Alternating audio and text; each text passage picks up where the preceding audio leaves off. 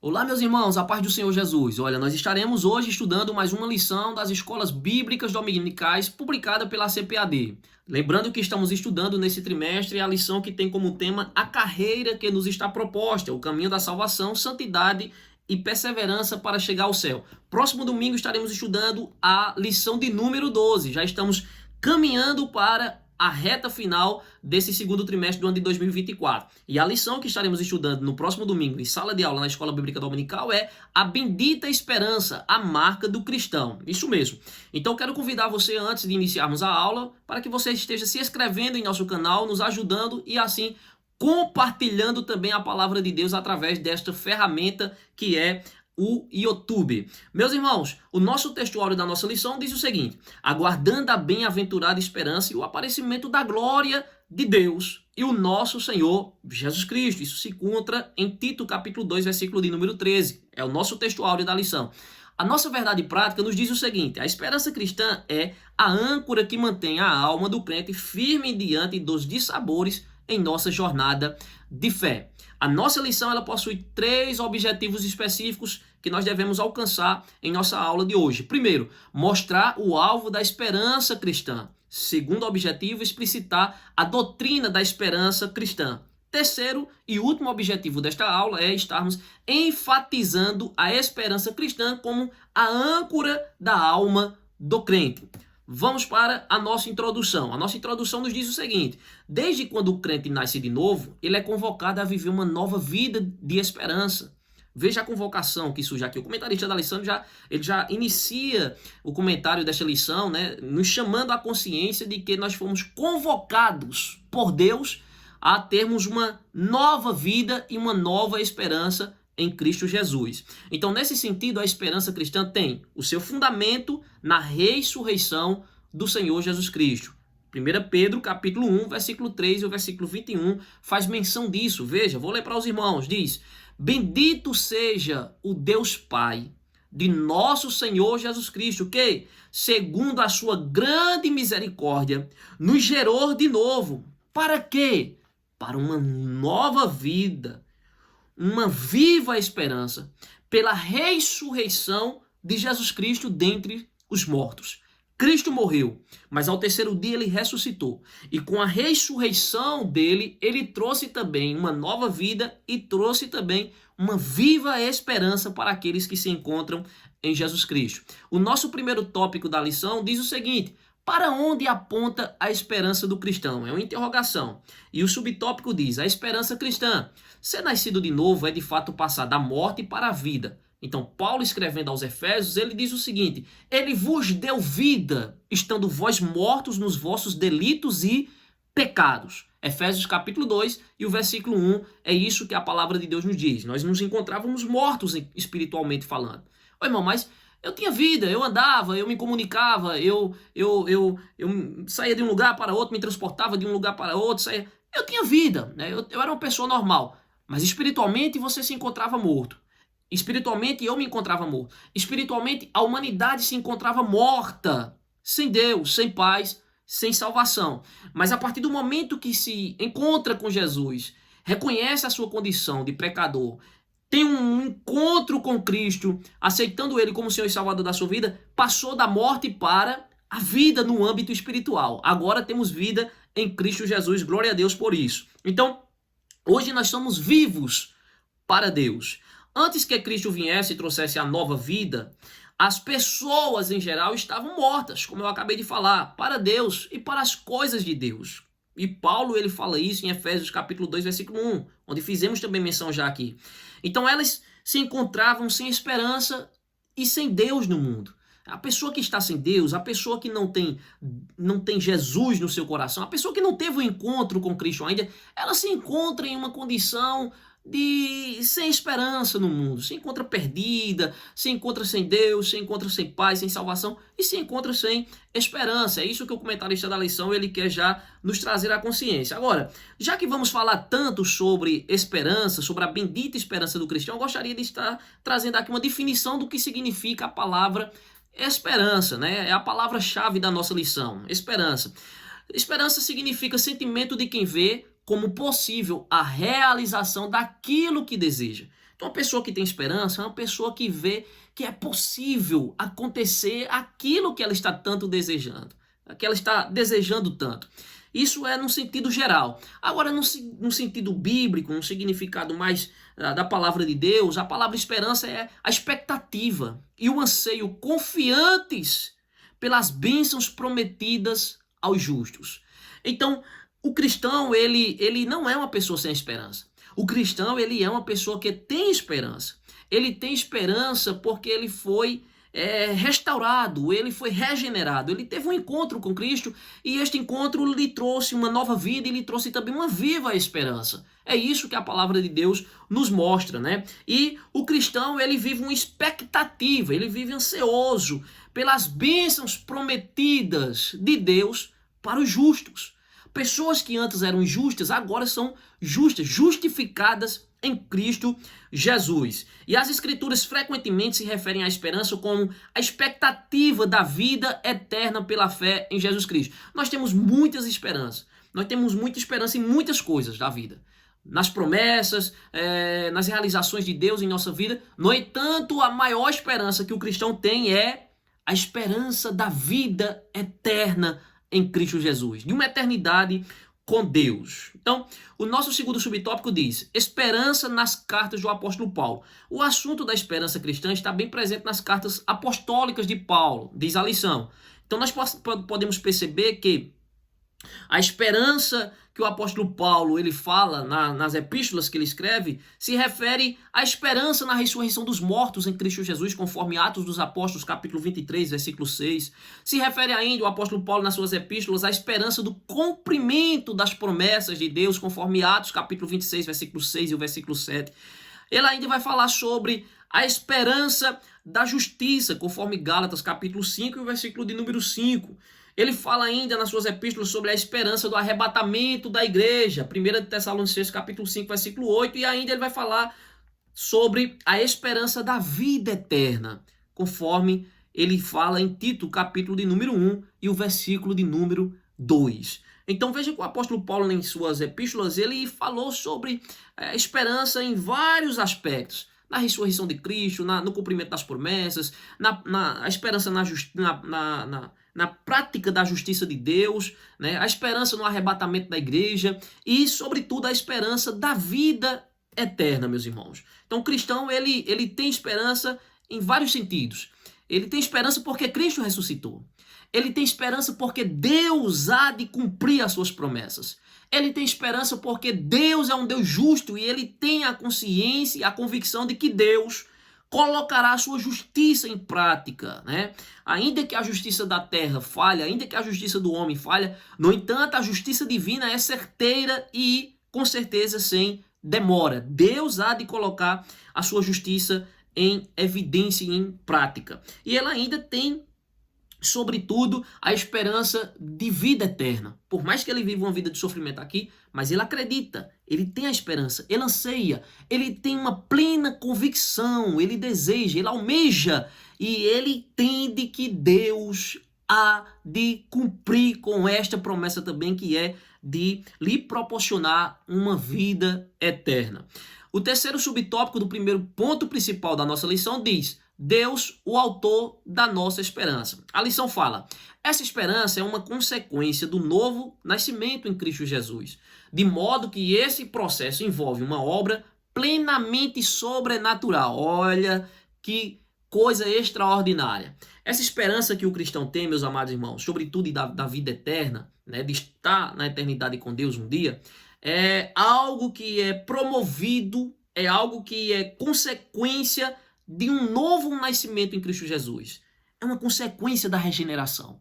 E a regeneração nada mais é do que uma transformação radical, proporcionada por Deus, exclusivamente por Deus, para trazer o homem que antes era inclinado para fazer somente aquilo que não agradava a Deus, agora se inclinar para fazer aquilo que agrada ao Senhor e aquilo que a sua palavra lhe pede. É isso que é o novo nascimento. E junto com o novo nascimento surge também, consequentemente, uma nova esperança. Antes ele não tinha esperança, estava sem Deus, sem paz, perdido, sem esperança alguma.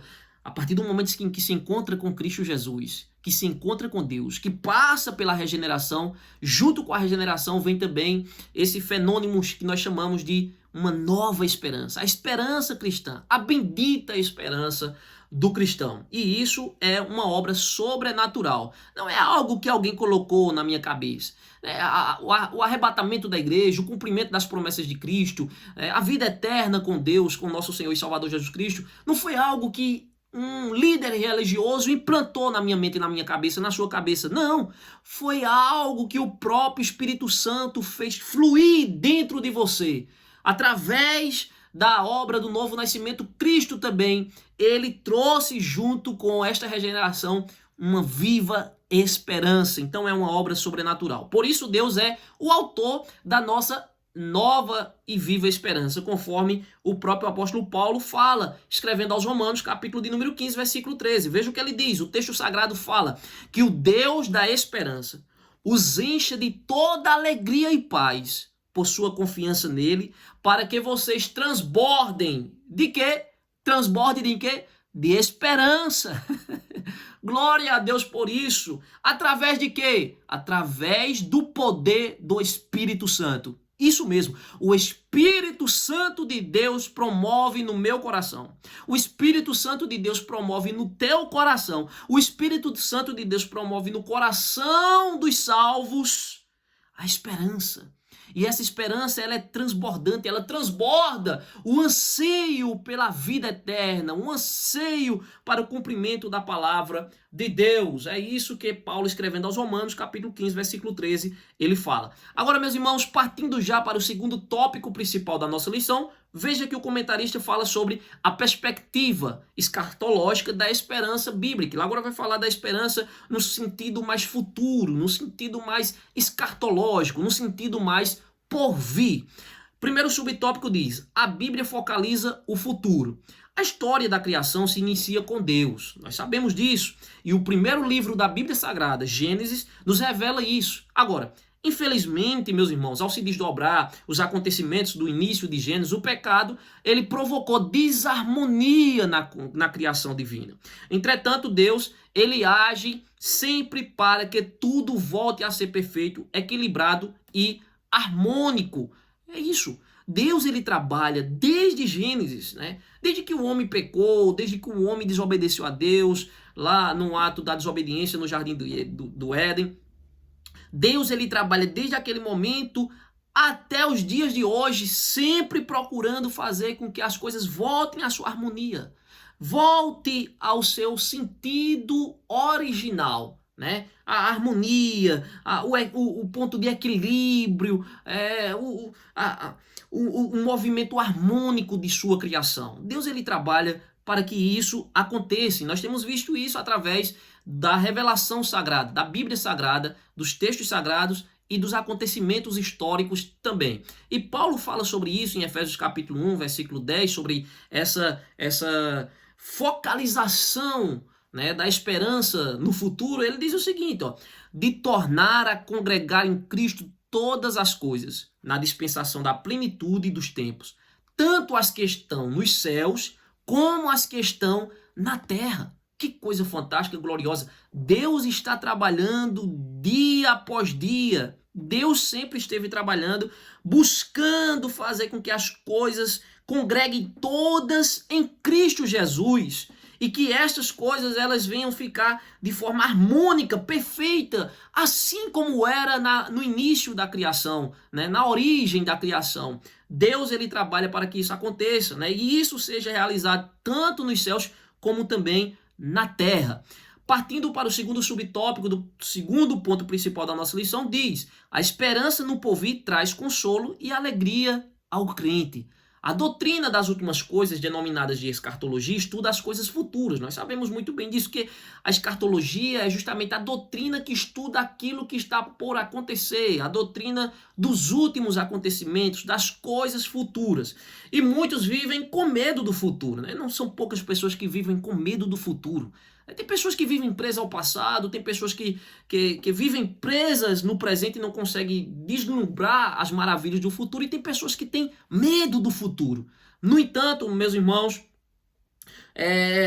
o cristão ele deve, ele pode se consolar e se alegrar no que a Bíblia diz. Isso mesmo. Ele pode e ele deve se consolar no que a Bíblia diz a respeito do futuro. E o que a Bíblia diz a respeito do futuro? Conforme Paulo escrevendo aos Romanos capítulo 15, versículo 4, ele diz o seguinte, ó: pois tudo que foi escrito no passado foi escrito para nos ensinar, de forma que, por meio da perseverança e do bom ânimo procedentes das Escrituras, mantenhamos a nossa esperança. Glória a Deus. Paulo está deixando claro que tudo que foi escrito no passado, ele foi escrito para nos ensinar. Ensinar a respeito de quê? A respeito das coisas que aconteceram, mas também sobre as coisas que irão acontecer.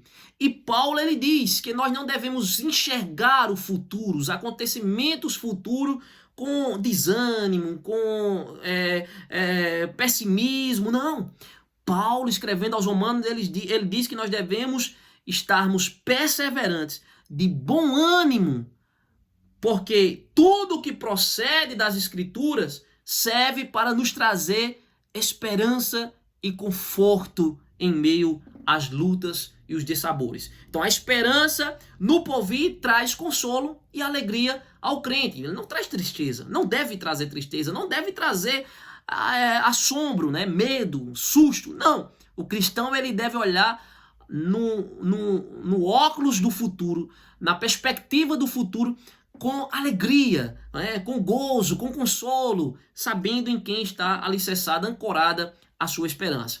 O terceiro subtópico diz: por que uma doutrina da esperança? Mais uma interrogação surge aqui e diz: a razão de termos uma doutrina da esperança é porque confiamos na promessa da ressurreição dos que morreram em Cristo Jesus, da transformação dos que estiverem vivos por ocasião de sua volta, conforme primeira carta do apóstolo Paulo aos Tessalonicenses, capítulo 4, versículo 3 ao versículo 18. Então, é importante a doutrina da esperança? Sim. Por quê? Porque ela nos traz consolo a respeito daqueles que já morreram em Cristo Jesus, nos assegurando a palavra de Deus que Jesus os tornará a ter vida novamente, os ressuscitará para que eles possam novamente estar com Deus e com Cristo Jesus em toda uma eternidade, juntamente com todos aqueles que vierem por ocasião participar também do arrebatamento e da transformação. O apóstolo Paulo disse: aquilo que é corruptível se revestirá de incorruptibilidade, aquilo que é mortal se revestirá de imortalidade, ou seja, nós seremos transformados e nos encontraremos com aqueles que já morreram em Cristo Jesus, e isso nos traz consolo. Já imaginou que coisa maravilhosa nós podemos nos reencontrarmos com aqueles entes queridos, amigos que chegados, irmãos em Cristo Jesus que partiram já antes de nós, mas que estão aguardando esta bem-aventurada esperança. Glória a Deus. Isso nos traz consolo, isso nos traz de fato e de verdade consolo. E Paulo ele diz, não quero, porém, irmãos, que sejais ignorantes, né? Para com aqueles que já dormem, para que vocês não se entristeçam como os demais, que não têm esperança. Só fica triste pensando sobre aqueles que já morreram em Cristo Jesus, quem não tem esperança. Aquele que tem esperança, ele acredita fielmente que um dia o reencontrará por ocasião do arrebatamento da igreja. Porque se nós cremos que Jesus morreu e ressuscitou, assim também aos que em Jesus dormem, Deus os tornará a trazer com ele. A palavra do Senhor é fiel. Quem está falando isso aqui não é simplesmente o irmão Paulo César, é a palavra do Senhor. O apóstolo Paulo escrevendo aos Tessalonicenses. Terceiro tópico principal da nossa lição nos diz: a esperança cristã como âncora da alma. Nossa esperança como uma âncora. Podemos descrever, diz a lição, podemos descrever a âncora como uma pesada peça de ferro presa a uma corrente grossa e lançada ao fundo do mar. Com qual propósito? Com o propósito de manter um navio parado. Então, os navegantes eles utilizam muito desta ferramenta, né? Os navios eles têm já acoplado no navio uma âncora, que é justamente uma peça de ferro pesadíssima, e ela fica presa a uma corrente grossa, e ela é lançada no fundo do mar para segurar firme o barco ali onde ele estiver atracado, ancorado, né? Estiver ali parado. Então, isso é uma âncora. Agora, a nossa esperança ela é semelhante também a essa âncora. A nossa esperança é como uma âncora, diz a lição. E o escritor aos Hebreus, ele descreve isso também, a esperança do cristão como uma âncora da alma, que está segura e firme durante a jornada com Cristo Jesus. Hebreus capítulo 6, versículo 18 e o versículo 19, ele diz, fala assim, ó: portanto, há duas coisas que não podem ser mudadas, e a respeito delas, Deus não pode mentir. E assim nós, que encontramos segurança nele, nos sentimos muito encorajados a nos manter firmes. Firmes em quê? Firmes na esperança que nos foi dada. Junto com a regeneração, já falamos aqui, junto com o novo nascimento, foi-nos dada uma nova e uma viva esperança. E esta viva e nova esperança, ela deve estar firmada. Essa esperança, conforme o escritor aos Hebreus diz, ele diz, essa esperança mantém segura e firme a nossa vida. Ô irmão, se não fosse a nossa esperança, no porvir, no cumprimento das promessas de Deus, a nossa esperança na vida eterna, a nossa esperança no arrebatamento da igreja, a nossa esperança na eternidade, o que seríamos de nós? Diante dos dissabores, diante das dificuldades, das aflições, do sofrimento, das dores que nós vivenciamos aqui em nossa caminhada cristã. Se não fosse essa viva e essa nova esperança que o Senhor nos deu no momento da regeneração, do novo nascimento, de uma nova vida que nós passamos a ter em Cristo Jesus no momento em que entregamos a nossa vida para Ele. Então, o apóstolo, o escritor aos Hebreus, melhor dizendo, diz que essa esperança ela deve manter firme e segura a nossa vida, assim como a âncora mantém seguro o barco. Então, assim como a âncora, ela segura o barco, né, atracado ali, e ela é segura a ponto das ondas não arrancar o barco do lugar que ela está, do lugar que o barco se encontra. O escritor aos Hebreus está dizendo, da mesma forma, a nossa esperança deve estar firmada em Deus, que não é homem para nem mentir, nem filho do homem para que se arrependa. Então Deus, ele nos fez uma promessa, e a promessa de Deus, ela deve ser a base que nós vamos lançar a nossa esperança, ancorar a nossa esperança nela, na palavra, sobre a palavra de Deus, acreditando que o Senhor vai cumprir. Portanto, nós podemos estarmos seguros e firmes em Cristo Jesus. O segundo subtópico do terceiro ponto principal nos diz a lição. Porque a esperança do crente é a melhor. Não é simplesmente uma esperança, é a melhor esperança. O crente, o cristão, ele tem a melhor esperança, é a do cristão. Essa esperança que traz a certeza à alma do salvo não pode ser comparada com a esperança dos ímpios. Os ímpios não têm esperança. A esperança dos ímpios está naquilo que acontece aqui na terra. Está naquilo que os olhos deles conseguem enxergar. Está naquilo que a mão consegue apalpar. Está naquilo que eles conseguem vislumbrar. É a esperança do ímpio. Efêmera, passageira, momentânea. Né? Mas a esperança do cristão é muito melhor, porque ela não está nas coisas ligadas às coisas aqui da terra. Ela está ligada nas coisas celestiais. Está firmada na eternidade. Não importa o quão difícil esteja a sua vida aqui, não importa o quão difícil esteja a vida do cristão aqui, se ele tem essa viva e essa nova esperança da eternidade em Deus, ele pode se regozijar, ele pode se alegrar. O apóstolo Paulo, escrevendo aos Romanos, capítulo de número 8, versículo 18, ele disse, eu tenho por certo que as aflições, os sofrimentos do tempo presente não há de se comparar com a glória que há de ser revelada na eternidade. Glória a Deus por isso. Você pode se alegrar, você pode se regozijar e você pode estar seguro e firme na esperança que o Senhor nos deu, porque esta esperança é melhor do que a esperança dos ímpios. O apóstolo Paulo afirma que sem Cristo não há esperança para o ser humano. O homem está perdido sem Deus. Ele não tem esperança, né? Ele não tem perspectiva do amanhã, do futuro. Ele não sabe o que é que vai ser dele, né? Então, ele não tem, de maneira nenhuma, esperança no porvir. E Paulo, escrevendo aos Efésios, capítulo de número 2, versículo 12, ele diz que naquele tempo estavais sem Cristo, separados da comunidade de Israel, e eras estranhos às alianças da promessa, não tendo esperança. Veja, então aqueles que não estão em Cristo Jesus, aqueles que estão longe dessa comunidade cristã, estes se encontram sem esperança. E o apóstolo Paulo ainda diz que sem esperança e sem Deus neste mundão. Então, meus irmãos, a esperança do cristão é de fato a melhor. Terceiro subtópico principal diz: mantendo firme a esperança.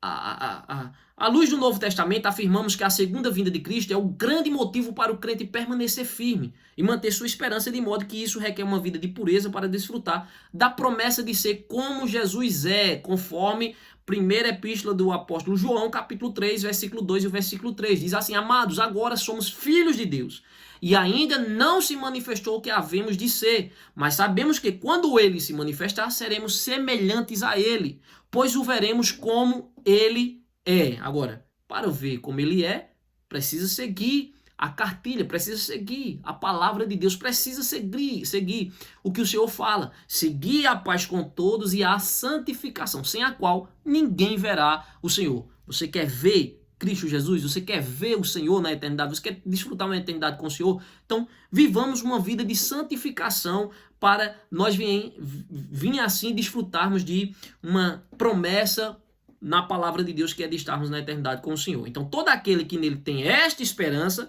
ele faz o quê? Ele purifica-se a si mesmo. Assim como ele é puro. O Senhor é puro.